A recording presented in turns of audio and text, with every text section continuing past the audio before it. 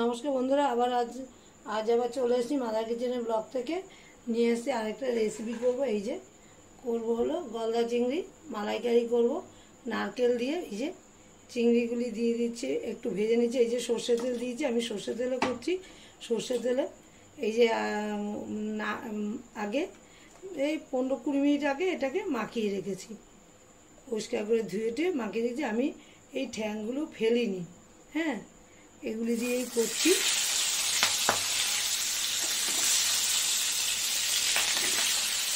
এগুলি ভেজে নিয়ে তারপর দেখাচ্ছি, তারপর কী কী দেবো, কী কী মশলা দেবো সেটাই দেখাবো। এই যে হলো একটু টমেটো কেটে নিয়েছি, পেঁয়াজ কেটে নিয়েছি, লঙ্কা, রসুন, আদা, আর হলো নারকেলের দুধ দেবো। নারকেলটাকে মিক্সিতে পেস্ট করে দেখাবো। তারপর হলো এই যে গরম মশলা ফোড়ন দেবো, তেজপাতা দেবো, নুন হলুদ তো দেবো, একটু কাশ্মীরি রেড চিলি দেবো। চিংড়ি মাছটা ভেজে তারপর দেখ।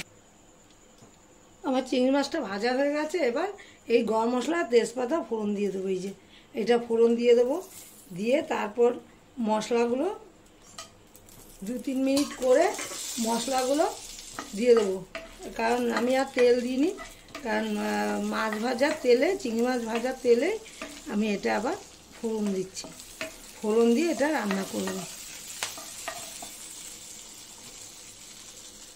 তারপর দিয়ে দিচ্ছি এই যে মশলাগুলো দিয়ে দিচ্ছি। এখানে নুন, হলুদ, পেঁয়াজ, রসুন, আদা, টমেটো, কাঁচা লঙ্কা বাটা আছে।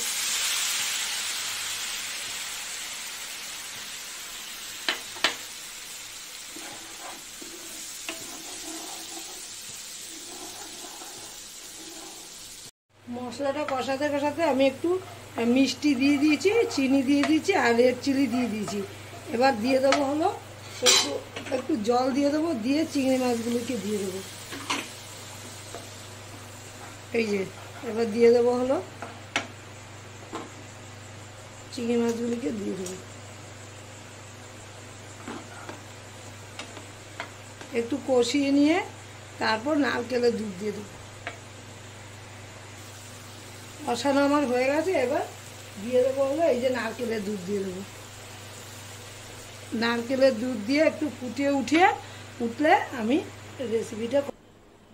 আমার চিংড়ি মাছের মালাইকারিটা ঢেকে দিয়েছিলাম, আমার চিংড়ি মাছের মালাইকারিটা হয়ে গেছে। দেখুন দেখতে কেমন হচ্ছে, দেখতে তো ভালোই হয়েছে, খেলে পরে বুঝতে পারবো কেমন হয়েছে। আমার মতো একবার রান্না করে দেখতে পারেন। ভালো লাগলে লাইক, শেয়ার, কমেন্ট করবেন, সাবস্ক্রাইব করতে একদমই ভুলবেন না। সবাই ভালো থাকেন, সুস্থ থাকেন। আমিও ভালো থাকলে নতুন নতুন রেসিপি করে দেখাবো।